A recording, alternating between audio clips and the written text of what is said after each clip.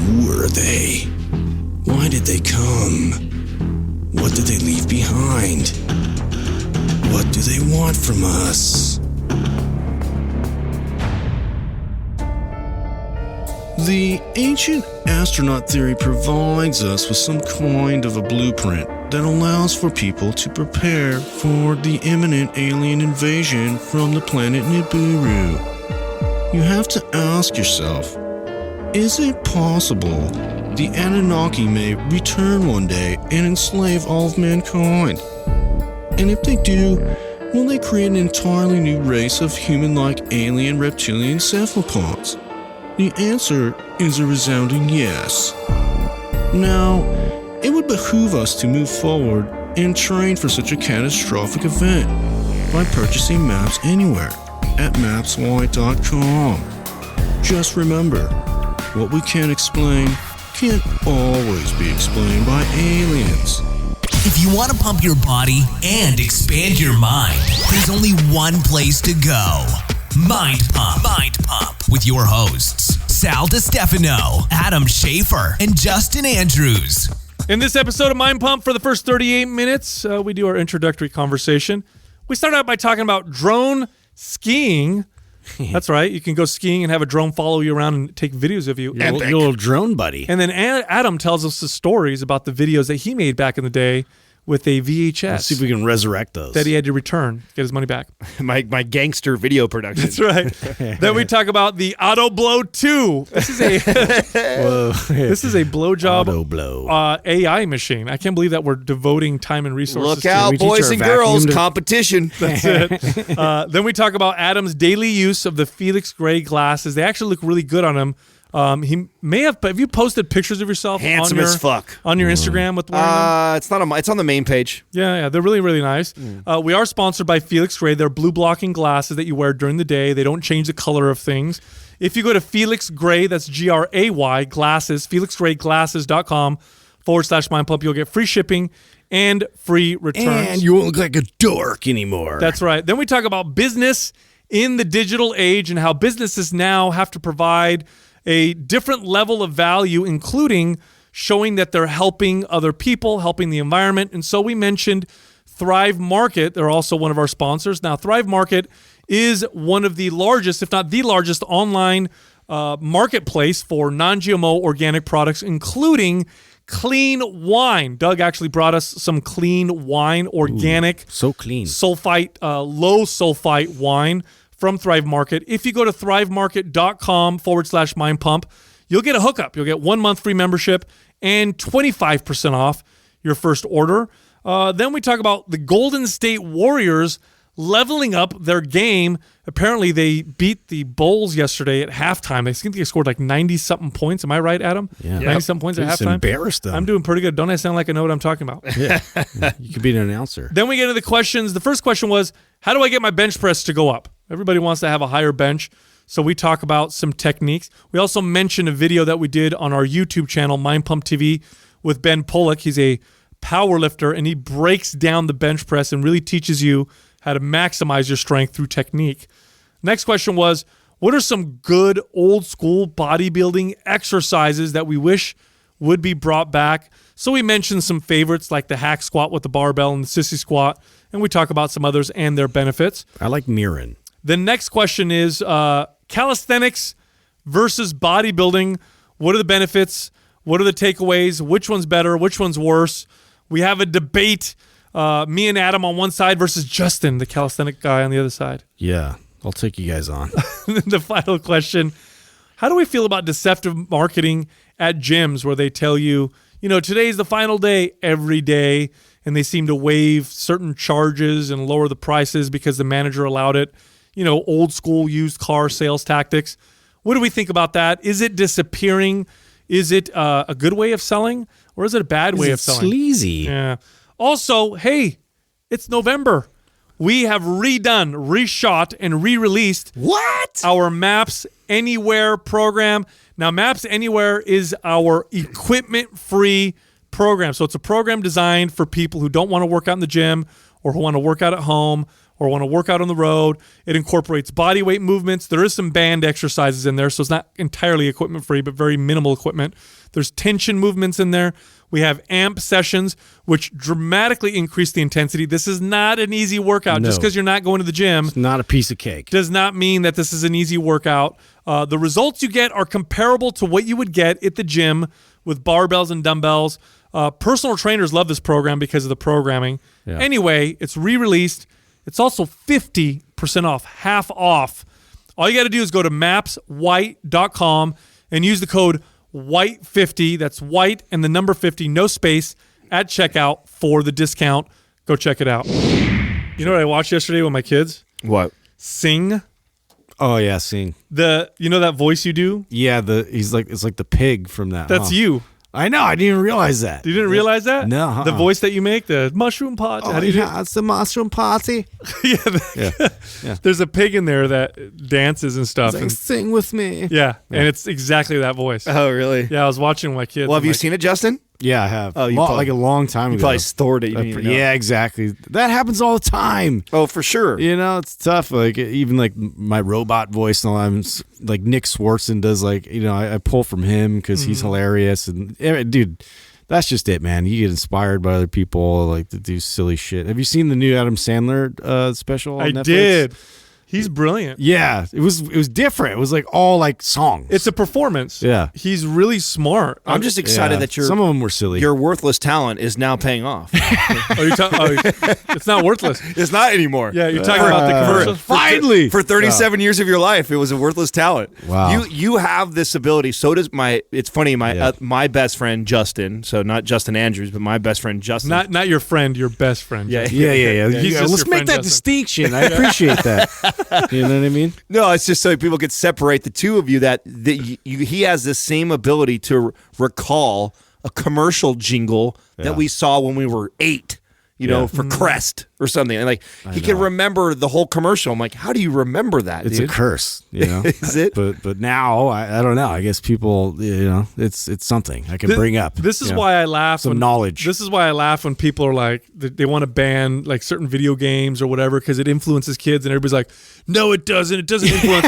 But then they spend I'm living proof. billions of dollars on advertising towards kids. It's like, well, it does something. Oh, it you know what I mean? worked. Yeah, there's something being influenced with the with what kids are exposed to all the No. time. I don't think we should ban them, but let's just be honest. No. You know what I'm saying? No. Speaking of banned things, I wanted to tell you, I was reading this article, and you guys know that like drone flying is banned at a lot of places. You can't do that, right? Mm-hmm. I don't know if you guys know that or not. Well, I know around stadiums they're real strict. A lot of places. That's the one shitty part about buying a drone and thinking you can just go fly it anywhere. There's all the cool places like national parks and like things that you would want like awesome views of. They're really like you get big fines for doing that. One of the places that I've always thought would be cool, and so at this company, I forget the name of the company. I'll make sure that I get the stuff for Jackie in the show notes. But I saw this. I think this is brilliant. So when you go skiing, these guys have got permits to do it for the resort. So they own the rights to the resort, and you go there. It's $50 to $150. I'm a skier. And I show up, Wow, and this is smart. and I pay this company. They tag me, and I get a private drone. It just follows you. Follows me, and I get within 48 hours after I leave the resort, I get Brilliant. this fucking cinematic movie of I look pro. That's way better than your shitty picture after going down like the log ride. Yeah, or You know what I mean? or your friend carrying a camera and having to shoot you the whole time while you're doing stuff. Yeah. because we used to do that as kid when we used to snowboard and wakeboard.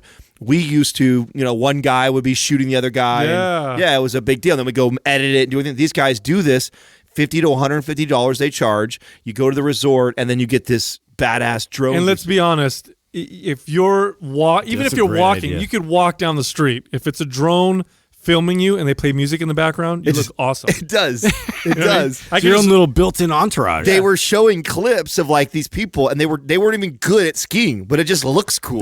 That's what I'm saying. So smart. That's man. exactly what I'm What a saying. smart business, right? Yeah, because I told you guys I watched that movie mid-90s. Right? I told you guys about that. Did right? Did you like it? No, See, I told you, Justin, he didn't like it. okay. Yeah, no, you know why? I thought you did. No, do you guys remember that movie from the 90s, Kids? Yeah. Yes. Do you remember how disturbing and fucked up It that was was? super controversial when it dropped. Very. So it's not that bad, but it's almost like he's copying that movie a little bit. It's similar, and it's just, there's some disturbing parts. So it's kind of like that. So it wasn't really. I didn't feel like it was super original. It was okay, but in the movie, they're skaters, and one of the guys is always filming them with his little camcorder. Remember that was a big thing in the 90s? Oh, where yeah. kids would film themselves and Skate shit like that. videos was the big thing. Yeah. One of these days, I'll pull out my. Wait, you did? Bro, I have cassettes all the way back to cassette days of us. Oh We used to do that. We not only we film our. I didn't skateboard. We wakeboarded and snowboarded, and we film, and then we go back and we edit. And I've been doing this since, let's see here, 7th, 8th grade. So do the math on how many years ago that is. And we would fuck off. The credits, we would have like a white piece of paper that we typed out our names and everything like that, and you film the credits like that. Wait, we just move the paper down? Yeah. We would tape like what one guy would hold the paper, and we would tape it all together, and then the guy would film it coming down. But it's terrible. But that evolved. I think I've told this story before where I went to. This is really bad, right? So we used to do this every single summer. We go out to this trip for 10 days up in Trinity Lake up there, and we'd wakeboard and we'd video ourselves for a week worth of riding. Then we'd come back and spend 2 weeks editing it all up, and then we'd have these cool little videos. And eventually, when DVDs came out, it now became a DVD that we would make. But I made this for every year for all the way from like 8th grade up until 2-3 years after out of college and stuff like that we were continuing to do this. And when we were broke kids, one of the things the thing was to get like the new, just like Doug is. You see how Doug gets excited when new equipment comes out, like, oh, the latest thing with that. Like we were for sure like this, and we were broke kids. So like a camera like the ones that are in here, I mean, these things were like thousands of dollars. Did they even exist? Not even, and the quality was nowhere near that. But the best ones were JVC, and you hold it like over your shoulder like this. Yeah. So we would go. This is so bad. We do this. So on the way up, we were heading up to Trinity, which is above Reading. So we're heading north. We would swing into like a Best Buy, and we'd buy the latest, baddest camera. But we keep all the tags and stickers on it. And then you return it. And then we return it on the way back from the trip. Oh, my God. Rip the file off of it, return the camera back in its box and everything like that. That's brilliant. That's so bad, though. You imagine you break it, though? Yeah, well, no, you're fucked then, right? Yeah. What we do, and every year... Just put it on a credit card? We were afraid of that, exactly. We put it on, one guy had to put it on his credit card, and we'd rotate. It was like, you're taking the risk. $3,500 to $4,000 for a kid, that's a lot of fucking money. I'm like, so back then you'd be like, this could be stuck with me for paying this bill. How mad would you be if you were the sales guy at Circuit City that sold that? Like, remember, you little punks. When you fucking kids, you know what I mean? He's like, yes, I just made my commission. Yeah. You know what I mean? Yeah, I know. Returned. Actually got returned. Remember Circuit City? Yeah. Talk about a company that exploded and disappeared overnight. All those. You know who was a part of that company that that was Carl Ebert, who came over. Yeah. He was the CEO right before with them before he went over to 24. How did he do at 24? About as good as he did. As good as he did at Circuit City. What a great track record. Do you know who used to sell stuff at Circuit City? Who used to sell cameras and TVs and that shit? Who? Who then worked for me? Who? Larry. Oh, Larry. Larry used to sell it. I didn't know that. Yeah. Speaking of I saw Jason. I went and saw Marcucci yesterday. Oh, did you? Yeah. Shout out to our boy. He listens almost every day to the show. Yeah. Looking at buying a new car. You're looking at getting one? Well, dude, the two of our vehicles are over 100,000 miles, man. So I'm due. Dude, you got to check out CarMax. Sorry, Jason. Yeah. You got just a little plug in there. Yeah, and Jason, he'll hook you up too. But CarMax is insane, bro. I bought stock in them like 5-6 years ago. Did you really? Yeah. Did you make money on it? No. When was the big? Oh yeah, they're one of the ones I did better on. When was the big New Orleans hurricane? When was it? What was Katrina? Right? When was that? What year was that? I don't know. That's when I bought the stock. Okay. Yeah, I bought the stock afterwards. I can't remember. I was reading this article and they were talking about, and it's so bad to do this, but I mean, one of the quote, when there's blood on the street, there's money to be made. Mm-hmm. And after a big disaster like that in an area, no one thinks about it, but probably 40,000 vehicles were destroyed. Mm-hmm. So now 40,000 people. There's a lot of demand. Right. Insurance is coming in. Where do they go? And like one of the quickest, fastest places at that time to get buy cars was CarMax, and it was a growing business that time. So I bought stock. I saw that. I bought stock in it, and it was one of the stocks I did well and maintained it. I haven't looked at it in a long time. No, but the prices are insane. What are you going to get? Do you know? Katrina is really hard up on us not getting rid of the Denali, and so she wants something again like that. And those things are fucking 80, 90 grand, dude. Yeah, they're pricey. Yeah, they are. And so They take a lot of the gas. As I get older, I get stingier with my money. And so I'm looking at him going, I really want a new one, because what I don't want to happen is us being on one of our trips or doing something and shit goes wrong. I'll be angry, because it's just like, it runs good though. Yeah, but it runs good, but it's at 135,000 miles, bro. Nowadays, cars last a long time, though. They do last longer, but yeah, it's getting up there. Dude, my dad has an Acura. What is it? I don't remember the name. Anyway, he has an Acura that's got 250,000 miles, and it drives beautiful. Now, he takes care of it. He gets it serviced and all that stuff. Yeah, see, But cars, I remember when we were kids, if a car had over 100,000 miles, you might as well throw it away. Yeah. Now, new cars, they last a long time.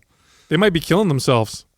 You know what I mean? Yeah, I don't know. I think it depends on the car. But it does depend on the car. I see Toyotas will go forever. Yeah, Acuras, Toyotas, those will last for a lifetime. Hondas. Chevy, first of all, the Chevy trucks, it's almost guaranteed every 80,000 miles you have to put a new tranny in it. So there's a cool $5,000 bill right there. Yep. So that's how my head worked. Okay, I already did a new tranny in the Denali. The Denali had a new tranny at 80-something thousand. So it's at 130. So within the next 2 years, a new tranny is coming again.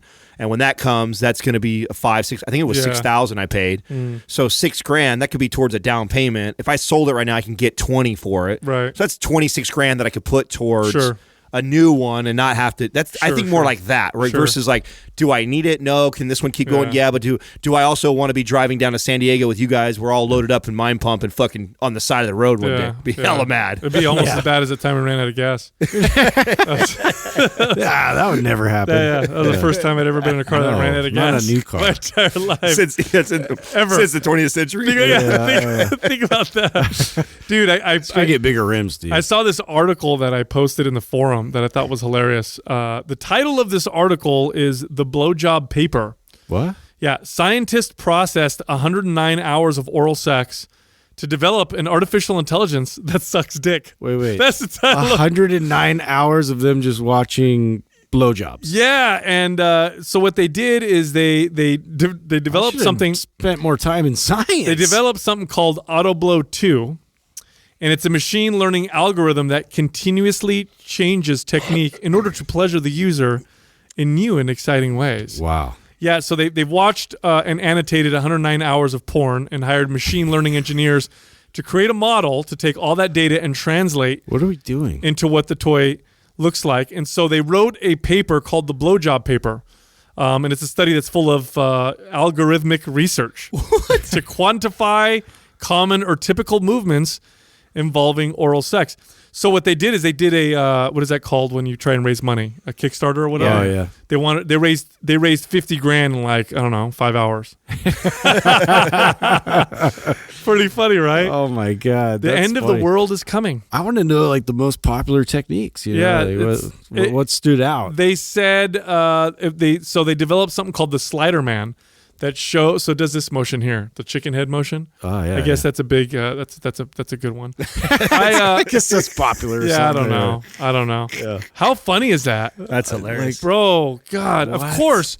You know what makes me upset a little bit? You know what makes me mad is that we have all this human potential and intelligence that it's going towards things like that. Yeah, and we like gear it towards the shit that we want, right? Which a lot of times is not really. I love it. I love it. It's free market. It's just going to elevate everybody's game. Yeah. What, blowjob market? Yeah. You can't give a shitty blowjob anymore. I'll go pay for one. An automated one. You gotta step your game up. That's what I'm saying. What are we gonna do? Betty Bot's got it down. It's gonna be competitive now. Yeah. No more. None of this bullshit stuff. Yeah. No more of that. No more of that like tongue around the head. Stop. That's it. You know what I'm saying? Like, you don't need to show us taste it on what you're drinking, Adam. We're talking about.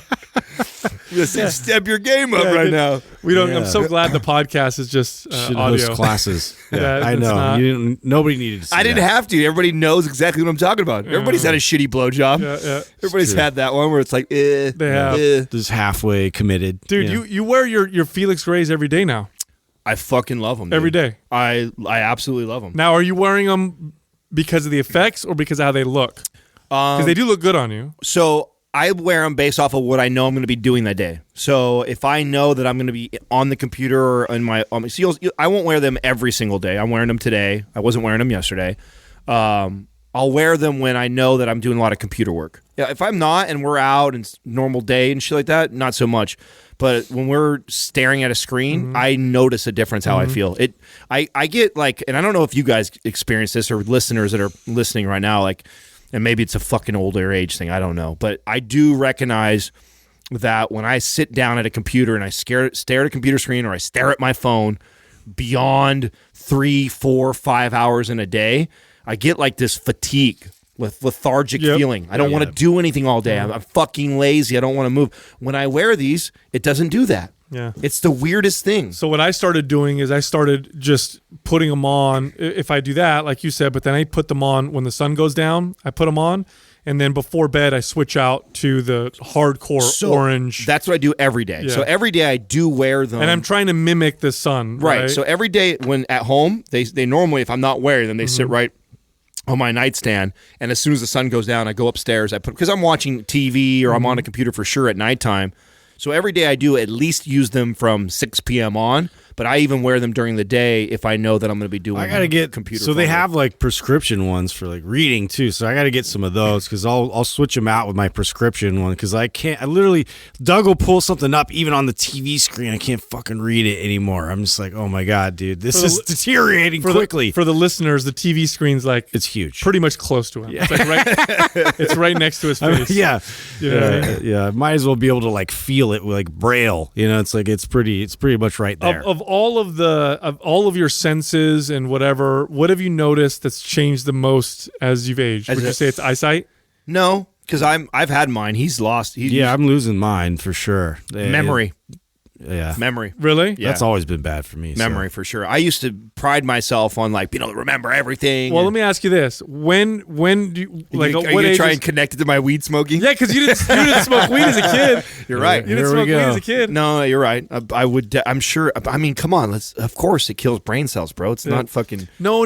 It doesn't kill brain cells. That's inaccurate. But what it does do is the regions of the brain that are responsible for memory tend to atrophy with high exposure to cannabinoids. But it's reversible. Once you go off, then the memory sharpness starts to come back. But it could take a month or two, a few months maybe. Yeah, that's one of the main reasons why I stop doing it every single day. Yeah. But I thought there was some neuroprotective qualities to there are CBD and THC. Oh yeah. No, there are. It's just the memory part. But you're right, Justin. So like if you're trying to prevent Alzheimer's and stuff like that, some cannabinoid use is probably a good thing. No, because I mean, when we started the podcast, I already knew right away my memory's just been terrible. Something I've always been trying to improve, based off of like slamming my head into other helmets for, years on end. I'm sure that wasn't good for my brain. But at the same time, like I felt moments of more sharpness, more like memory recall. Like I could, so it's interesting because it's on a very low dose, but then I don't think that the frequency of it should be like all that often. You just reminded me of something. There is an Amazon Prime series right now with Jim Harbaugh, his with the Michigan Wolverines. And I miss him as a coach. It's really cool. It's a cool little series. It's last year's team, but what it did, because right now I don't have the time to watch all the sports that I used to love to watch before, and one of the things that have fallen to the wayside is college football. I can't keep up with college football, professional sports, everything.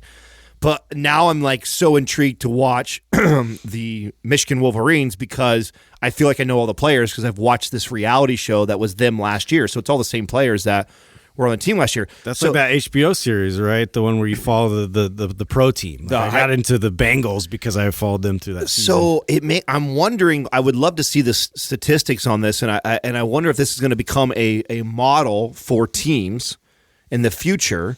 Because I would think that would drive more fans, more people watching it. Do you know who mastered that model? Who kicked it off hard? Boxing and all the fight game. Even before all that, if you really want to look at who really maximized that model, it was American Idol. American Idol had they designed a model where they would for sure guarantee themselves a star who's going to sell a shit ton of records, mainly because you followed them from the beginning of the creation. They literally created that show. You're watching them come in. You know, you're rooting for your favorite person. You vote them in, they win. You know their first album's going to sell a shit ton. It's like a media machine. It was brilliant. I wonder what year that was, and then that's old. It's been around for a long time. Well, Oscar De La Hoya did this. So Golden Boy Productions is the one who started it with the fight game. So the fight game, where they do the whole like video, like leading up to the fight, like where I started. Well, there was probably a good. That's why I don't know which one was first, American Idol or Golden Boy Productions. Doug, maybe you can look that up. But he started doing this quite some time ago, where they would start to show the fighters' lives and their training. And I would watch a fight that I didn't even give two shits about because I watched the hype leading up to it. Like a compelling story. Because you feel like, 16 seasons of America. 2002. And then show me when Golden Boy Productions was started. Well, we don't know when Golden Boy started that, though. That was production. I believe that's when he started. Well, from day one? Yeah, I think that's why he started it. Yeah. I mean, it's a proven model. If you get people invested by following along with your progress or whatever, you're pretty much. What wasn't the Ultimate Fighter what really propelled the UFC? Same time, huh? Yeah, 2002. But I mean, here's the thing. Like, it's brilliant. It works with anything. Anything you do, if you get an audience to follow along, you're going to pretty much guarantee a more fervent fan base, right? Mm-hmm. Yeah, that's that's been the model. No, it's smart, right? I mean, so I'm wondering if that's going to be the future. Is now you're going to start becoming more interactive with your favorite sports teams because there'll always be a reality show. I think so. Yeah, I think so because media now is so the barriers to enter are so low that anybody can create a video, put it on YouTube or social media. Anybody can. Yeah, they're already doing that anyway. They're throwing whatever they want on Twitter and all these other social platforms. It's like you might as well put some production behind it, and that way you could follow your favorite players and team. Well, new media is changing things in such crazy way. The other night who was I talking to? I forgot who I was talking to. I think it was my brother or my cousin. And we were talking about how funny it is where if I took a celebrity, like let's say I took, I don't know, Beyonce, and I told people, and I took 100 people and I said, okay, Beyonce made $125 million. I don't know how much she makes, but I'm just going to make up a number. Beyonce made $125 million last year. Do you think she deserves that much money? And most people would say, yes, absolutely, no problem. If I took a CEO from a company that nobody knew, and I said, John Smith is CEO of so-and-so, manufacturing company, and he made $15 million last year or whatever. Do you think he deserves that? You get a lot of people say no. CEO shouldn't make that much money. Hilarious to me. Now, why? That's somebody who's never ran a company before. Well, okay, but forget that. You're right, 100% silly. Because no CEO or nobody who's ever ran something that big would ever agree with that. Right. You don't want that right. job. You're 100% right. But my point with that is the reason why people think Beyonce earned her money and she deserves all this wealth is because they feel like they know her. They listen to her music, they see her on social media, and they think, oh, she's so awesome, I like her, whatever. These CEOs or these people, they're nameless. For example, you watch, again, Beyonce or you watch, whoever, and you watch them on their yachts and you watch them celebrating with all this money and whatever. Nobody's thinking to themselves like, you elitist, you whatever. As soon as it's an executive of a company that nobody knows, everybody gets pissed off. And it's because they feel like they know these celebrities, and that's why they're okay with it. Well, I feel like with new media, that's going to become a strategy for a lot of these people. It's going to become a strategy for these companies to get you to know. Wasn't that what Gary Vee is? Yeah, exactly. Like he just kind of made himself a celebrity. That's what makes him brilliant. Exactly. That's what made him. That's going to be the future. That's the future. Yeah. Because if you're a CEO of a big company and it's important that's like your PR. It's very important that you get people feel like they know you. I go back and forth on that too. I think it depends on your for example, give me the CEO of Netflix. Yeah, I don't know. None of us know, right? But that's a product in a company that's continuing to explode and blow up. It is. They provide something for everybody. It is, but Netflix is still a new enough company to where people are like, oh, no, I value Netflix or whatever. But let's just say I wrote an article and I said, Netflix CEO earned $17 million in 2018, but their average, but they pay their the porters or whatever minimum wage. People get all pissed off about it. That's hilarious. You see what I'm saying? Because they don't know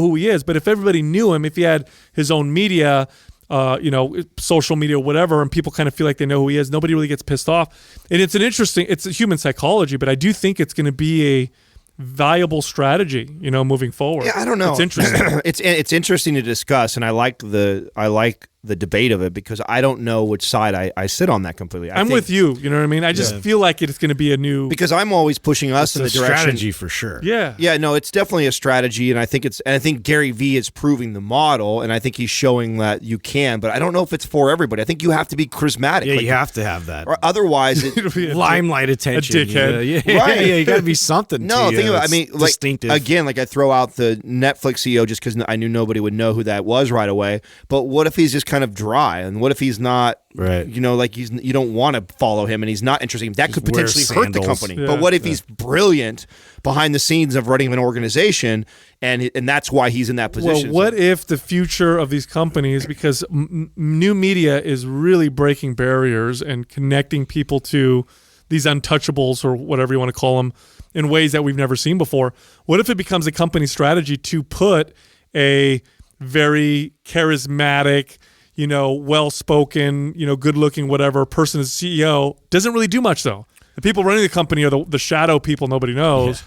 But this is our front person. You know what I mean? It's like our president. Well, that's a very, very interesting theory, and probably the way it will be. You're probably there. I mean, you could probably argue that kind of happens right now. I mean, a lot of people said that about Steve Jobs. Like they said that he was the face of Apple, but it isn't necessarily the full brilliance behind Apple. That there's these other, Wozniak was more of the guy that was actually responsible for so much. So I bet that's already happening more than we even realize.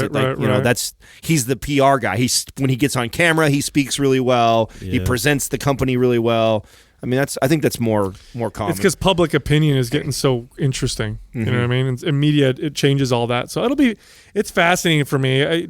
Sometimes I'll sit down and think about all the different ways that it could potentially change how we do business. I mean, one of the ways right now that we are already seeing the way that they're changing the way that business is being done is that companies now it's becoming very marketable to show that you're charitable. It's becoming very marketable now to show that you care about things aside from just producing a great product and making a lot of money. Oh, I remember when we were starting to do business with Thrive Market, that was like a big thing that they wanted to speak to us about. They wanted to find out where our vision and long-term game was because that was so important to them. That was one of the things why we liked the CEO so much. Was like they were like, okay, it's one thing to do advertising with you guys, but we also want to see your long-term vision. They were sort of going above and beyond what other companies were doing by having these built-in programs where they would like give, a certain amount to like to low-income families, and that was all built into the fabric of their company, which we thought was amazing. Well, that's what I mean. That's part of the new way to do business. It's like you have to have a good product. Yeah. You have to have smart business, and you also have to look like, or at least show that you care about, I don't know, the environment, or that you care about people who need people in need and stuff like that. And I also have kind of two opinions on that too, because I think that's great. I think it's good. It's good. It drives competitiveness. It's now the new standard for businesses. But I also, some consumers can be really tough to demand that, like expect that, like, hey, I want this awesome product, and then I also want to know that you're giving to all these people. It's like, but then don't go bankrupt, right? I mean, that's what I mean. Shit, it's like, man, that's a lot of pressure to do that. I mean, even when we first started, we've talked, and Sal, you've been talking about this since day one. But it's like, man, we are barely getting to the place where we can pay all the people that are attached to us, much less go around and give all the profits away to, we got to grow, right? You have to get to a point. So some of these companies like Thrive Market, like Justin said, the fact they were able to build it in as they grow, I think is fucking amazing. Yeah, but it's the new way. It's fascinating to me, but it does cost. Here's the thing: you end up paying more for now. A company like Thrive Market.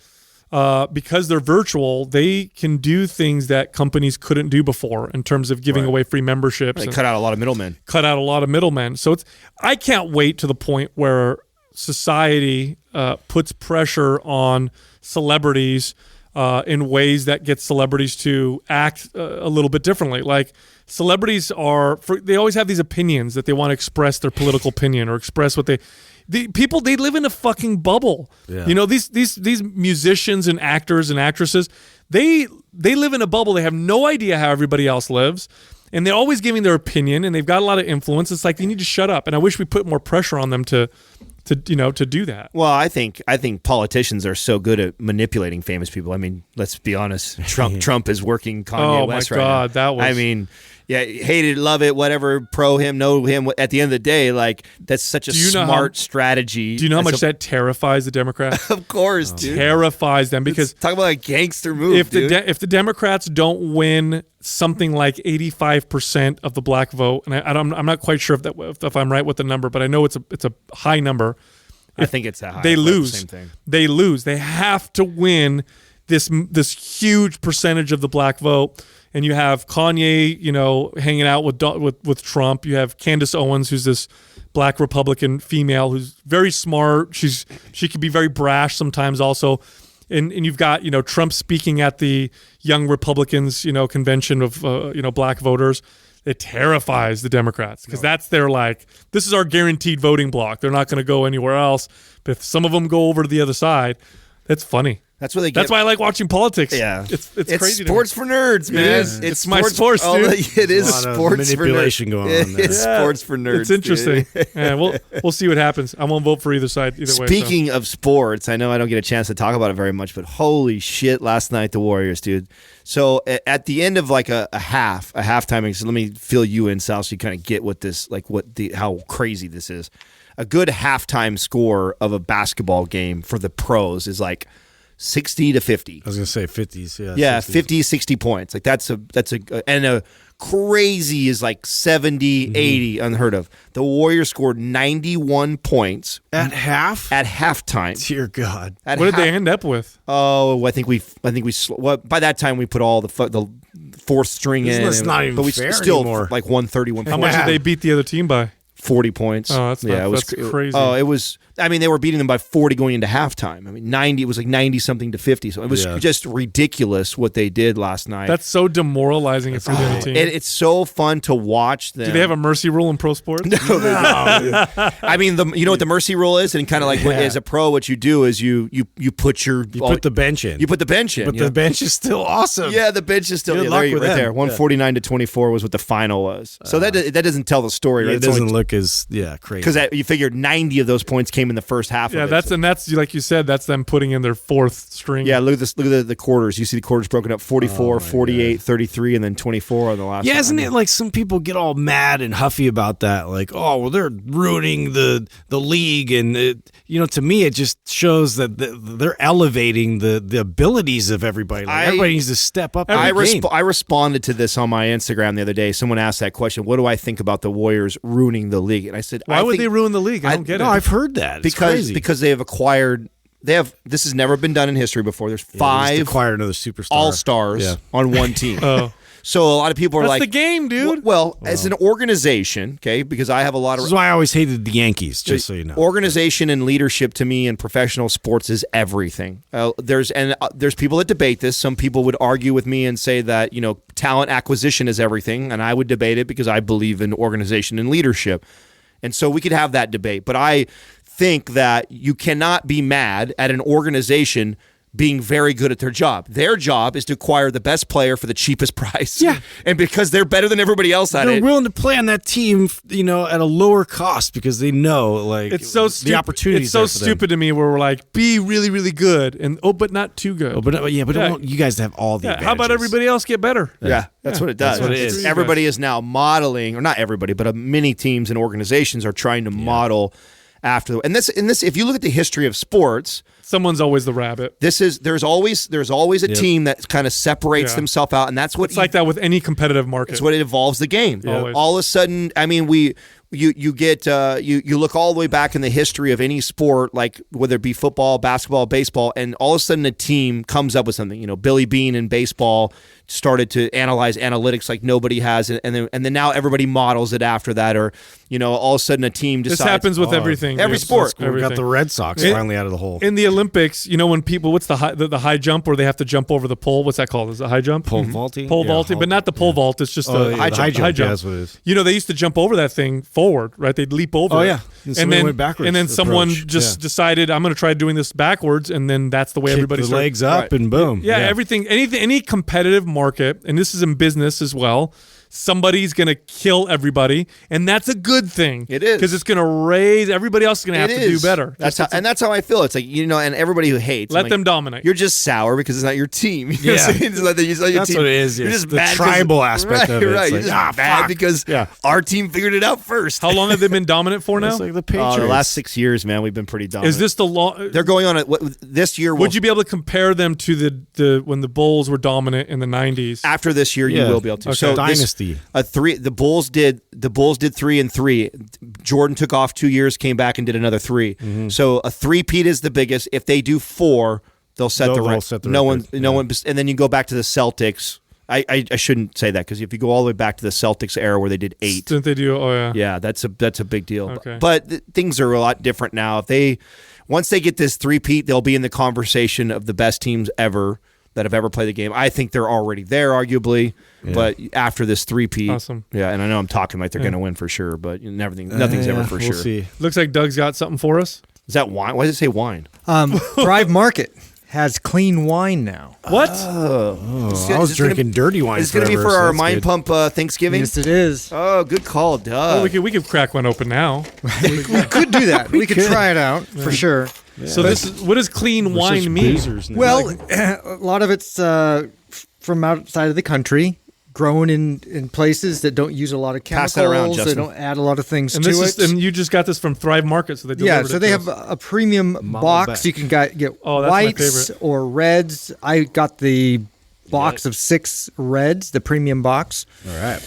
We got this looks good. Stuff from France. The Racomele.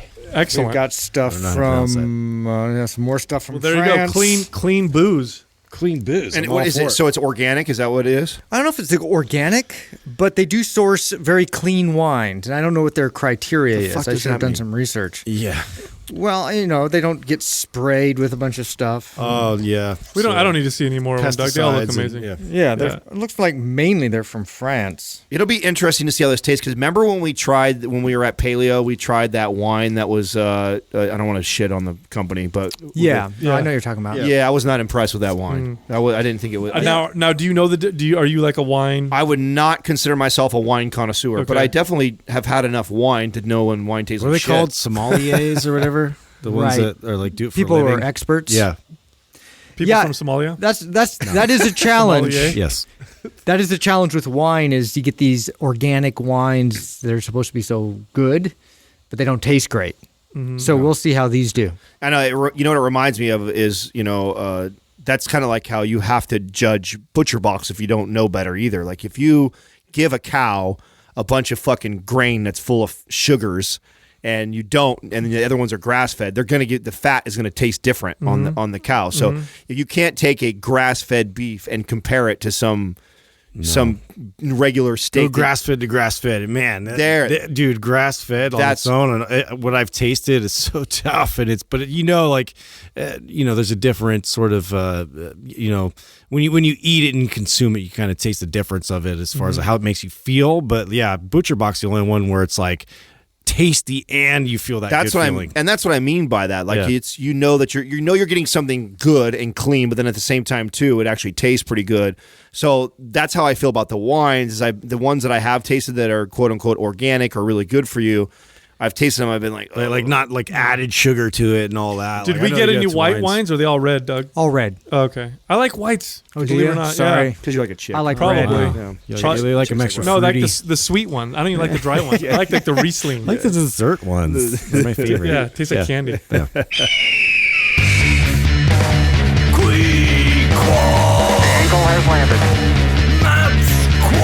Today's Quah is brought to you by by MAPS Anabolic. If you're looking to maximize your overall muscle and strength, MAPS Anabolic is the perfect place to start. With a full 30-day money-back guarantee, there is absolutely zero risk. So what are you waiting for? Go to mindpumpmedia.com and get started today. It's the motherfucking Quah. Eagle has landed. Quah. Our first question is from R. Lewis7991. Any tips to increase bench press strength? How to get your bench up.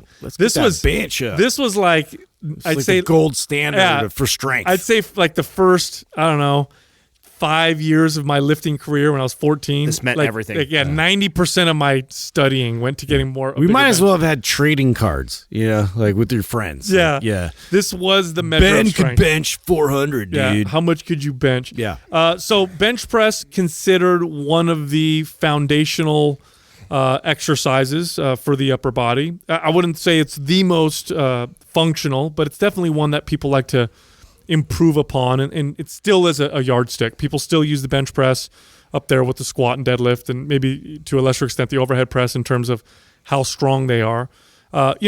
Tip number one, bench press frequently. This is something that I learned later on. It took me a long time to learn. I think I was 21 years old, and up until this point, the most I had ever benched at 21 was 315. That was my max. And I remember this trainer that I had working for me who had a 400-pound bench press.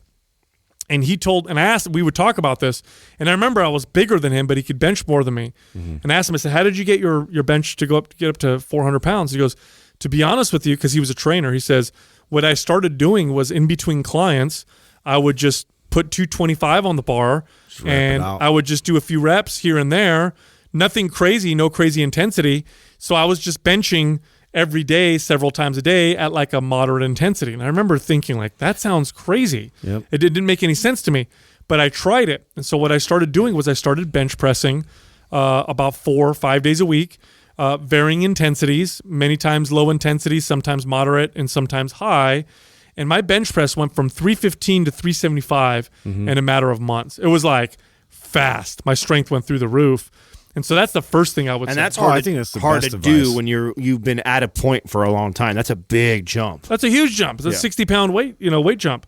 I would say that's the most important thing is to increase the frequency in terms of how often. Oh yeah, then you're you bench teaching press. your body the actual skill of that movement, and your body like really responds to that quicker, and it allows more force production in that specific area too. And so I would go through that same process of just frequency is number one, but then also just a little bit of variance there. So for me, I would do like pause reps and change it up in terms of where I was trying to focus on squeezing and generating more force, and also just the form and mechanics of it and how to improve on that with getting more of my body involved and tensing up my whole body before I go to press. Mm-hmm. Yes, strength is more technique and skill than it actually is the ability of your muscles to contract with force, believe it or not. Yeah. Now, they're both extremely important, right? You have to have muscles to contract and produce force, but your technique and skill in what you're doing matters as much, and in my opinion, matters more. Let me ask you a question. So when did you figure out that using, pressing your feet into the ground really was going to contribute to your bench press? Oh, I learned that when I started bench pressing frequently, because as I was bench pressing frequently, I started to, when you bench press a lot, one of the reasons why you get stronger so quickly, besides the fact that it trains your muscles differently and allows them to get stronger, is you just get really good at the technique. Right. You get really, really good at the technique of that particular lift. I mean, imagine if you bench pressed all the time. And by the way, I want to make this point here. The intensity, you have to monitor it. If you bench press a lot and you bench press hard a lot, your bench press is not going to go up. You're going to probably hurt yourself or maybe even tear something. Right. One of the biggest game changers for me was this. So I don't know if you guys fell in this category, but I know a lot of people listening are for sure like this. Incline is harder. And so because of that, as a young boy, I would avoid it most of the time. And then I would do it because I know I was told you got to do it. And so, but I used to hate being able to bench like 225 and then having to go over to incline and drop all the way down to like one plate. Mm-hmm. And it was just, so I would not do it as much because of that. Again, my ego getting in the way of my lifting and my growth in my program. And so I would infrequently do incline because I knew I needed to do it, but I didn't put a lot of effort towards it. Not that long ago, so this was only about 5-6 years ago, did I say, I'm going to get my incline as strong as my flat. And if that means I do hardly any flat ever, I'm going to build my incline. And so that was all I was lifting for a really long time. And then when I went back to flat bench, I saw a huge jump on the flat bench. Yep. And I actually caught my incline up. I got to a point where I was matched, where I was doing about 315 on incline and 315 on the flat. And then I get to a point where I could do 375 on the flat. That was the biggest transition I ever went through in building my bench press up, was actually putting effort towards the incline, because the front of your shoulders and the upper part of your chest plays such a big role in your bench strength. And a lot of guys tend to lean towards the flat and the decline because they're naturally stronger because of the leverage and the angle. So if you're listening and you kind of do incline, or you occasionally do incline, like, try making incline a priority over your flat bench and watch what that does. Yeah. How about the first time you recognize that activating your lats would help you bench more? Yeah. Yep. I remember reading that and thought that was crazy. I'm like, the lats pull. Why the hell would I want to activate my lats? But it just stabilizes the fuck out of you. That's what it was. Yeah, it just stabilizes your upper body and allows you to generate more force. I mean, if you want to bench more, really look at the technique and form of powerlifters. Powerlifters are the best bench pressers in the world. The video that Ben Pollock did for us is great. Yeah, you want to get in. He did a great YouTube video on it. It's a little long, so those that hate fucking YouTube videos that are longer than 2 minutes, but that's just it. He got into all the little details of his setup, how he activates his lats, how he gets his feet planted, and if you want a good video on how to really improve your bench press, that was a great video he did with him. Yeah, and to kind of emphasize that point of stabilizing your shoulders and really getting that established going into, increasing the amount of load you can place then in your bench press is substantial. Like for me, just experimenting on my own, and that was a big deal for me, was to get my bench press to go up. So I would do dips like constantly. That was my thing, was just like dips. But I started doing ring dips, and I wasn't just doing ring dips to get them done. I was doing ring dips to see how far in depth I could go in terms of like getting down and then being able to generate force and press my way back out of that, which actually like increased my ability, as far as like my strength on the bottom part of the bench press. Yeah. So now all of a sudden I had a lot more force production from that point of the lift, which was everything for me. So, and I didn't even put that together till way later that contributed to. Yeah, I would say another thing that probably kills people's bench press strength is going to failure far too often. Lifting to the point where they can't lift anymore.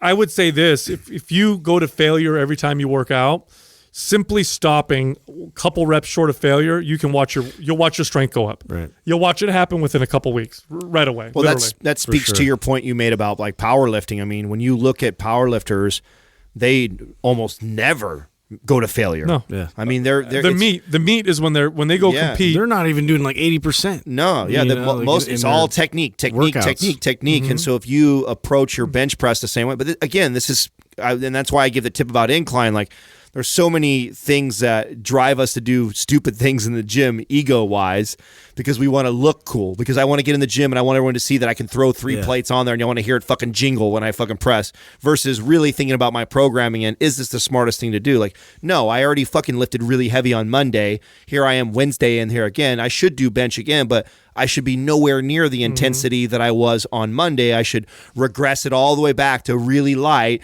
and concentrate on the techniques that you're talking about right now, with activating your lats and controlling and driving through your feet. And this is why powerlifters are so good, is they stay disciplined to these things like technique and form, and they do it, master the process. Yeah, and they do it at such a light weight. Yeah, it's not nowhere near their max, but they're getting good at it. And I think that's a great piece of advice too. I really, really also like variable resistance for the bench press. Mm-hmm. It works really, really well. Same thing with the squat, but bench press has to be one of my favorite exercises to use bands. I love using bands with the bench press. You put a couple bands at the end of the bar with your weight, and make sure the weight is lighter because the bands are going to add resistance. And you take that bar off the rack and you bring it down. of course, as the band stretches out, the resistance gets harder. So as you press the bar up, the top part of the bench press is heavy. At the bottom, it's light, and weights don't do that. Weights weigh the same at the bottom, at the top. But your strength curve isn't that way. Your strength curve, you're typically stronger at the top than you are at the bottom. I used to use chains a lot. Yeah, chains are really good for that too. I actually prefer chains with the bench press for some reason, just because of it just feels better in terms of like how it all kind of plays out. But sounds cool. I know that too. Like there's these shirts and there's different sort of slingshot things that you can get that gives you sort of elastic energy potential. That kind of helps do exactly what you said. So yeah, there's options like that out there. It's definitely something to mess around with and play with in your program. Yeah. So here's a kind of a general way to bench press frequently. If let's say you bench pressed 3 days a week, one of those workouts should be pretty hard, and the other two should be focused more on technique, and that's pretty much it. Maybe one of them light and focus on speed, and that's kind of a good general area to start. If you want to increase your bench press strength. You guys are wondering why Thrive Market calls them clean wines? Yeah. Here's the reason. Organic, biodynamic, or sustainably farmed grapes, sourced from small and mid-sized producers, curated by a master sommelier for taste, no pesticides ever, was right. No added sugar, low sulfites. Wow. Oh, low sulfites and organic. No Okay. added sugar. And tasted by a Somalian. Somalian approved. Yeah. Excellent. All right. He's really thirsty. Next question is from Michael Salzel. What are some old school bodybuilding exercises that you guys think need to be brought back? I'll throw one out there right away. I love that Sal introduced to me that I had never seen before until him, and I love to incorporate, and that's sissy squats. Sissy squats are such a dope move. I love doing them too. I really like to do. Once you get the form down and you understand, like, because here's why I like them so much. Aside from the fact that they fucking will blow your quads up and they trump a leg extension all day long, but the most important part is where you have to keep your hips. And so I love that, because when you sit in a leg extension, you're going to sit there in this deviation. And for a guy like me who has this excessive pelvic tilt already, doing an exercise that contributes or makes or works on my deviation at the same time helps build my quads. Oh, I see. Is a fucking win all day. And I know I'm not alone on that. Lower cross syndrome is by far the most dominant condition that not everybody, but majority of people are suffering from. So a movement that promotes you having to activate the glutes, that's designed for the quads, but forces your glutes to have to stay activated through the movement in order to perform it with good form, is such a double win for me. And then again, like it trumps the leg extension. So that has to be, in my opinion, probably one of the most underrated exercises that I never see anybody do in the gym. In fact, when I see it, I almost know you're running MAPS. I normally will walk over to somebody and be like, "Hey, you're running the MAPS program." It's a movement. I've never seen anybody else program. It requires a certain level of skill and strength. So you can't just you don't have a beginner do a sissy squat. But if you're strong and you've got healthy knees and you're stable, that exercise will blow your legs up. I remember the first time I got it from Arnold Schwarzenegger's Encyclopedia of Bodybuilding. And in the original version, not the new version that you'll see now, and in that old original version, he put bodybuilders. So it comes in sections. So like there's a shoulder section, a chest section, an arm section. And what Arnold did, which I love, is he put bodybuilders who were known for those body parts in those sections, right? So back was all Franco. Franco Columbu is doing all the back exercises. Why? Because Franco was known for having incredible lats and incredible back. Well, Tom Platz is the guy that he used for all the leg exercises. Tom Platz is also he's got incredible legs, ridiculous performance and strength, but his mobility in his lower body was incredible. And so he's demonstrating these sissy squats with this insane, exaggerated range of motion. And so that's the way I learned how to do them. And I remember the first time I did them, I was like, "Whoa, this is pretty insane." I love the old school exercises. I love the old school exercises because they're hard and they fucking work. They build a lot of muscle. A barbell hack squat is another one. Barbell hack squat, you'll never see anybody do them in the gym. Yeah. They're awkward and difficult to do, but do some barbell hack squats with something underneath your heels and watch what happens to your quads. It's insane. It feels like it's a silly exercise, and all you need is a barbell to do it. That's another. That's another we did one a of my YouTube favorites. on that. We did a We YouTube did. on both those. So We did. if you guys don't know what those movements are, you can go to the YouTube channel and look at both of them. But the sissy squat, I'd never seen the sissy squat before you. Never. I had never seen it. I'd never seen anybody perform it. I'd never heard of it. I don't remember that and I had the Arnold encyclopedia. That's funny. I just don't remember seeing it in Maybe there. you didn't go through. Yeah, the I don't leg even section. know any, except for like the Arnold press, which I love, just because it added rotation into a shoulder press, which, I hadn't seen anybody really doing that except for in the functional world. It was always this fixed position, 90-degree extension, which even then you'd see in all the certifications, going forward too, which used to piss me off.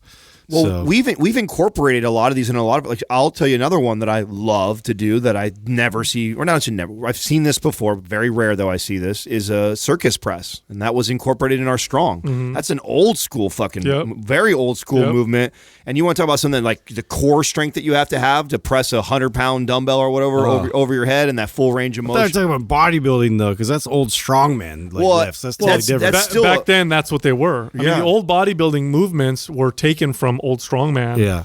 That's where a lot of them originated. Bent press and all stuff like that. I love that. Bent press is a great lift. Windmills, a great Windmills, one of my exercise favorites. that you don't see much. But if we're talking straight aesthetics and sculpting, I mean, here's another one: a incline lateral raise. This is where you lay on your side on an incline bench and you do a lateral raise, and the dumbbell comes to the front of your body. This was a favorite among bodybuilders like Serge Nubret. And Arnold Schwarzenegger did this one a lot. You don't see this one very often. And the reason why I like it so much, the thing about a regular lateral raise is the weight is the heaviest at the top of the movement because that's when you're fighting gravity directly. What that also means is at the bottom of the movement, the first 12 inches of the movement, there's barely any resistance because you're lifting the dumbbells from your sides out to your sides. And really, you don't start fighting gravity until you come out about 12 to 24 inches. Well, when you put your body on an incline bench, you're changing where the resistance is hardest, and the resistance becomes hard at the bottom of the rep where it's typically the easiest. So if all your lateral raises are done with dumbbells, standing up tall, switch it to an incline bench where you're laying on your side, and watch how crazy this feels. You really hit the delt in a way that you don't normally hit it. Right. That's one of my other favorites. And here's a basic one that I never see anybody do, but I wish they would, and that's just a reverse curl. A reverse curl with an easy curl bar. It hits the brachialis, which is a muscle underneath the bicep. That's, the only time people ever hit it is when they do a hammer curl, which people don't do a lot of. And that muscle does contribute quite a bit to your ability to pull. And also when you flex your arm, if you want your muscle to look really full, you want to have a very developed brachialis. But then it also develops a part of the forearm called the brachioradialis muscle, which is at the top of the forearm. It's this really, really meaty part of your forearm. It's not the flexor, so it doesn't curl your wrist down. But what it does do is it does help flex your elbow, especially when your hand is either pronated or neutral. Now, why is that important? Well, you do a barbell row or a dumbbell row or any kind of a row where you're pulling someone to you. You want a strong brachioradialis muscle, and nobody trains that. That's a reverse curl. Put your thumb under the bar, do that, and you get these really nice, developed arms as a result. Here's another one. Overhead shrugs. You guys ever do overhead shrug? There's a great one. That one fucks your traps up like nothing else. That's You put a barbell or dumbbells above your head, arms straight, and then shrug your shoulders. Totally different than, and it really helps strengthen that top stability, that top part of the shoulder press stability. Well, before machines, this is how a lot of these guys change the strength curve. And change all the angles, right? Yeah, that's. I mean, now a lot of people default to the machines because you can, in a machine that we can simulate all the different strength curves. But back before there were all these cool machines, you had to come up with creative ways to change the strength curve. And doing like an overhead shrug, like you'd have to do that. Like you wouldn't have an option anywhere else. And that's also the portion of a rep that a lot of people neglect with shoulder press, especially bodybuilders. Bodybuilders tend to stop their shoulder presses about 2 inches short at the top, and they develop these kind of pumping motions. So developing that, like overhead carries help work that as well. But developing that top portion of strength, it'll contribute to your overhead press. It'll contribute to your bench press, all your presses. Last exercise I want to touch on, not necessarily a movement that people don't do anymore, but people don't do it enough. And it used to be a staple exercise. It used to be a movement. In fact, if you go back in the 40s and 50s, it was one of the exercises that bodybuilders used to test their strength. So they would use overhead press was one of them, bent press, that was even before that, a squat, a deadlift. But bodybuilders used to do a lot of pullovers, lots of pullovers, barbell pullovers, not just the dumbbell version, but the barbell version. Now, this is an important exercise because can you think of any other exercise that takes a weight and moves it in that kind of direction that we do with traditional exercises? No. We don't do a whole lot of that stuff. Strengthens, of course, the lats, works the pecs, the serratus anterior, which is an important stabilizer of your scapula. So there's some movements right there. I would love to do like a series of exercises that people have kind of forgotten about. Yeah, the at some point. long-lost gems that are in the gym. Well, Absolutely. almost all the ones that you guys have named, we've done. We do, on the yeah. YouTube video. Yeah. We just haven't put it together like in a series. Next question is from Nicholas J. Wells. Thoughts on calisthenics over bodybuilding style weightlifting? Oh, Justin's happy. Yeah. When you're doing movements, you can break them down into two categories: open chain movements and closed chain movements. So an open chain movement would be moving your hand or your foot away from your body and it's not fixed. So that's a dumbbell. That would be like a leg press or something like that. Closed chain movement is where your hand is in a fixed position. So it's the difference between a push-up and a bench press, for example. Bench press, open chain, push-up, closed chain. Now, why is this an important thing to know? Well, because both require a specific type of skill with your strength. And neglecting one over the other is probably taking away from your ability to build muscle and develop strength. That's my strong, absolute strong opinion. I think doing calisthenic type movements in combination with bodybuilding style movements is the ideal way to do resistance training. Yeah. I don't think one is better than the other. Yeah, I would totally agree with that. I think they definitely contribute well. They pair well with each other, and they get different. You get different benefits out of them. You do build muscle, even just doing calisthenics. But for the most part, most of the benefit of it is, the proprioception, the body awareness, the neuromuscular connection that you establish, just solidifying stability amongst your joints. And so think of it like, now if I have like a more stable joint and I could produce more force intrinsically, which is what you really learn like going through calisthenics, is to how to control your body, and now apply that into a loaded position, you're just going to do way better. And so I tend to, especially if I see any sort of dysfunction or I see any sort of obvious like imbalance or anything like that, I like people to then kind of come back and revisit more calisthenic type training. So I feel like that's the easy answer for us to say is that we agree because that both are valuable. But what if we only could do one? What if you said that you have to choose one or the other, and which one do you think has more carryover into the other one? And if we had to position it like that, I would say bodybuilding has more carryover to the calisthenics than calisthenics has carryover into bodybuilding. Really? Yeah, because if you have somebody who has worked their way up to, they've never done calisthenics, say they've never done body weight push-ups or done anything like that before, and they go and they get their bench press up to 315 or higher, they're going to be able to get down and do fucking 50 to 100 push-ups, no problem. Yeah. But if you work your way up to doing 500 push-ups, you may never bench 315. Sure. So I think that the bodybuilding has more weight if we look at general strength and building a physique. I think if you talk about overall health, though, and what serves most people, to Justin's point, because a lot of people have dysfunction and they're not like anatomically positioned great. So then you put that person in a bodybuilding situation and you may make the situation worse, where working on body weight control could actually contribute and make that situation better. I think that's the only time I would say that calisthenics would trump bodybuilding. See, I thought but then a lot you could about, also build sculpt. You could also sculpt to fix your imbalances. You can, and I thought a lot about this. I recently wrote an article on body weight training for advanced trainees, and I had realized that I wasn't considering the full gamut of body weight exercises, like single legs stuff. I mean, there's things you could do with rings. one-arm stuff that you could do, one-legged stuff that you can do. That's extremely fucking challenging. Now, here's the key. Now, if I had to pick one or the other, I'd pick bodybuilding style only because it requires less skill.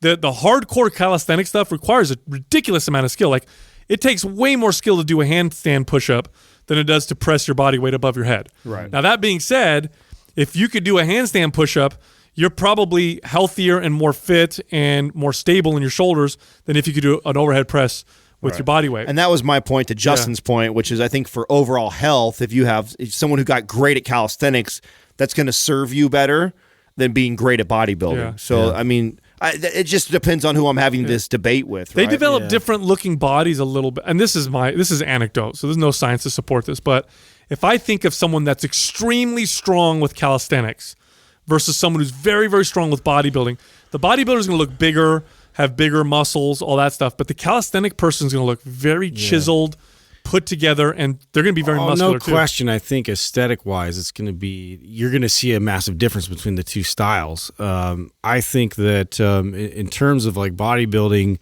you're going to get a lot of segmented, joint specific strengths. So there's a lot of like, isolated types of strengths that are uniquely, based off bodybuilding skills. Right, you can have versus dope rear delts that you'll never build really from doing fucking not right. So you'll get that benefit from it, but at the same time, on the calisthenic side, like your whole body just performs better if you were to put apples to apples on some type of a sporting event or challenge that you use your whole body towards. So from that aspect, I feel like if I were to choose one versus the other, do I want to apply this training towards some type of rigorous activity, or do I just want to look awesome, and live long? It matters the goal, right? Yeah. The goal is so important to the answer to this question. Like if you're somebody who comes to me and you're like, Adam, I just want to be in the best healthy shape of my life. I'm thinking about either only doing bodybuilding or only doing calisthenics. Where do I direct that person? Well, I'm probably going to direct you to calisthenics. It's just the skill is so high with it. Like the average person, could you do a lot of calisthenics? You'd be very limited. Right. Weights, I could modify the fuck out of them. I could grab 5-pound dumbbells. I could change the form if you have injuries or whatever. Calisthenics, you kind of got to be able to do that. I mean, you can modify them as well quite a bit, but there's a lot of skill involved with the advanced. You have to get really creative. You're not taking some. You could take let's take a deconditioned 55-year-old client that walks in the door, never lifted weights at all, and there's no way you would do a bunch of calisthenic exercises with them. No, because you would know that they would have all this dysfunction that they've had. Unless you're using a tool like a TRX or something like that, where you're using your angles accordingly to their skill set. But yeah, it's more tricky and it's more creative on that end of the spectrum for sure. Like you have to get a little bit more like creative with it. Yeah. Well, speaking of TRX, you just bring that up right now that we have our Maps Anywhere program right now. Relaunch. Yeah. All redone. Yes. Yeah. So that's exciting. A little bit of a facelift. And we have a whole like bonus series of TRX or suspension training, I should say. Still the old school videos. Yeah. But Adam was looking just for the pretty sharp. Just for the TRX, we did those bonus videos. We kept those because we shot those professionally. Those are nice videos. But all the other videos are completely redone, new blueprints. So if you if you own the program already, you guys get that absolutely for free. So go check your library when you get a chance. You'll see the little gift in your library. That's right. You'll see all the new stuff. If you don't, then those people, those that have not purchased it, it's 50% off this month, which is awesome. I do want to say one thing. One of the I guess detriments or weaknesses of calisthenics that I've always seen is lower body training. Now, not saying that you can't train your lower body and get it strong with things like pistol squats and stuff like that, but you're not going to develop lots of strength and power in your lower body like you can with barbells. It just doesn't work. So if you're like an athlete, like a football player, it's hard to really add load and demand with body weight. But upper body stuff, man, you can get fucking heavy with calisthenics. You get a pair of rings, you start suspending your body and hang and go upside down and do weird shit. Right. I mean, gymnasts, you ever seen the upper body of a high-level gymnast? Oh, it's ridiculous. They look like amateur bodybuilders. You know what I'm saying? Next question is from Jackie D. Smith. How do you feel about the deceptive marketing that gyms use to get people in the door? How about sales reps being able to cut certain people deals and waiving charges because the manager allowed it?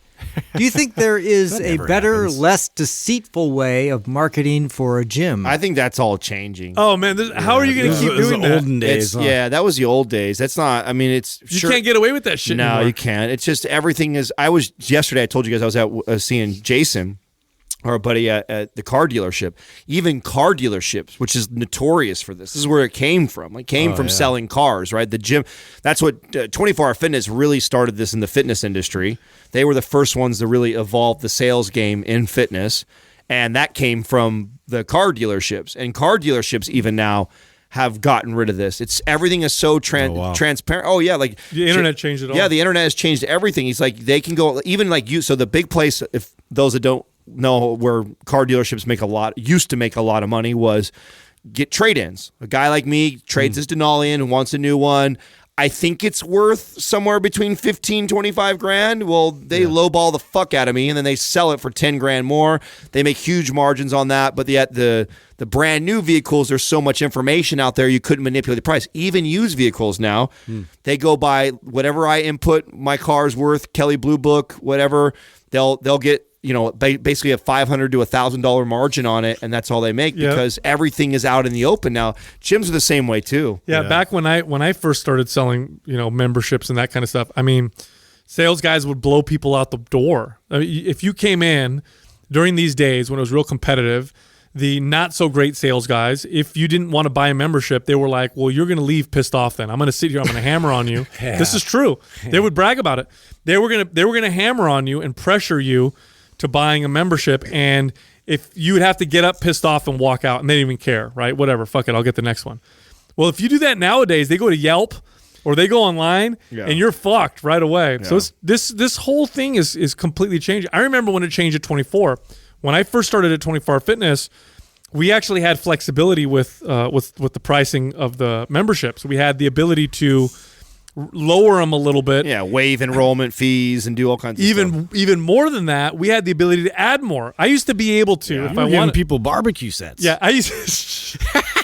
That's right.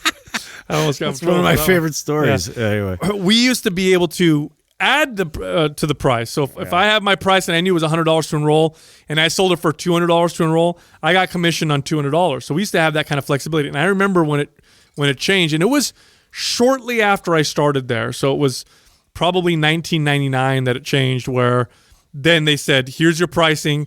There is no raising. There is no lowering. This is your rate. You can't change it. That's it. And that was that. And I think that they were smart when they did that because they could foresee, what was happening in the future. Listen, here's the deal. If you're in sales and you rely on waiving prices and, great deals. And this is, today's the last day and that's what you rely on. You're a shitty salesperson. Yeah. That's the bottom line. You're just not good. Weak. Yeah. That is a sales tactic. It is a marketing tactic. Obviously, companies have sales and promotions and they do end and all that other stuff. It creates urgency. Exactly. But if you have no value and that's what you rely upon. I remember sales guys like this in the gym business. I'd destroy them because that's all they knew how to do. That's all they knew how to do. Well, as consumers, we've been trained this way too. So you got to give a little bit of a break on the salespeople and in these jobs. Like we as consumers are taught to do what? I mean, what's the number one day to go shopping? Oh yeah. Why is that? Why can we predict this year? Why can we predict this year in a couple weeks it's now? It's a good deal. Black Friday. Because we're all going for a deal, right? We're all heading for a deal. So to tell a company or expect a company not to use those strategies to close people, I don't think that's fair either. I think that's no, not that you don't use it, but if you're a salesperson, right. and that's what you rely on. I agree with you on that, right? Like it's about building value, right? So it always comes down to two things when a purchase happens. I used to teach this to my sales guys. It's value and price. If you didn't sell it, it's because you didn't create enough value for the price that you were trying to sell it for. And the easy route is to drop the price. The better route, though, is to always increase the value. And so if you can't increase the value and your only way of selling something is to drop the price, you're a weak salesman. That's what I agree with you, Sal. But from a consumer that gets mad at all this stuff, that it's deceptiveness, and it's like, fuck, we've created that for ourselves. We flock to the sales. If no one went out on Black Friday and we shut it all down and everyone boycotted it, companies wouldn't use that strategy. Most of the time, people that get mad about it are the ones that didn't haggle a deal. Yeah, you're just shitty at it. I'm all mad about it. Yeah. Go to any store with an old Sicilian. Let me tell you, they will find. They will haggle. Man. But you're right, Sal. I mean, this is over, man. Yeah. This era of waiving enrollment fees, because you're right. If you go on, I mean, now companies prioritize Yelp so much that I know people that when they have a business, I've done this for people, like, favors for friends. Could you please go leave a review on my business because somebody came on there and gave me a bad review, right? Like, it's people are so concerned about that because before we go buy a product nowadays, you Google it, you Yelp it. Like, I'm not going to go buy something until I find out, like, if it's great, if other people think it's great too. So if you give somebody a shitty experience and part of that shitty experience is haggling them with sales, they're going to go back on Yelp and they're going to talk shit about it. I just remember when I was a kid, I went to the grocery shopping with my grandfather. Only time I ever went grocery shopping with him. And he's buying vegetables. And as he's buying them, he pulls out a pair of like scissors. And I'm like, why do you have? He pulls out his scissors, and he's cutting off the stems of the vegetables and stuff. I'm like, why are you? And so I asked him, I said, no. I said, why are you cutting off the stems? He goes, to weighs it. Yeah, because they weigh it. He's like, I'm not paying for the stems. So you cut off the stems. Like, how much money are you saving by cutting off? Oh my God. 15 cents at the end of the day. You know what I mean? No, That man. adds up. He'd fucking cut the leaves off and cut the stems off so he could save That's money. hilarious. Yeah, talking about bartering. Oh, how funny is that I've shit? never That's old seen that school. before. Bro, No. When I was a kid, my grandma was notorious for taking stickers off of other things and putting on the thing that was shot. I used to be so. Oh, that's just straight gangster. I was so embarrassed. Imagine I'm like an 8-year-old kid. I'm in line. I watched my grandma take the like 40% off sticker off of something else and put it on that. And then when the guy goes, no, that's not right. It shouldn't be that. The product, the SKU number's right here. It's on there. Now it should be like arguing in front of like, oh my God, I know what she did. God. That's hilarious. So embarrassed. But then you're so like funny. an 8-year-old kid. You're like, fuck it, go, grandma. Yeah, Let's get out of here.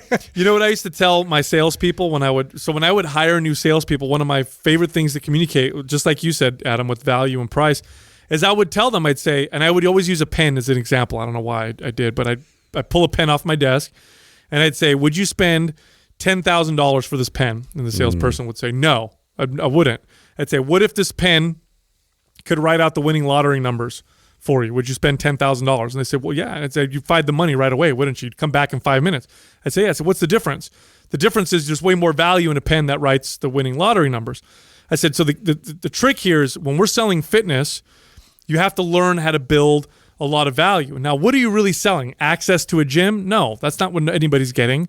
Access to this gym is worth whatever the market competitors are charging, and we got to charge less. Dream, man. You're selling them a fit and healthy lifestyle. What comes along with that? And then we would sit there and I'd have them list all the things that change about your life when you're more fit and you're more healthy. And at the end of it, I'd say, now how much is that worth?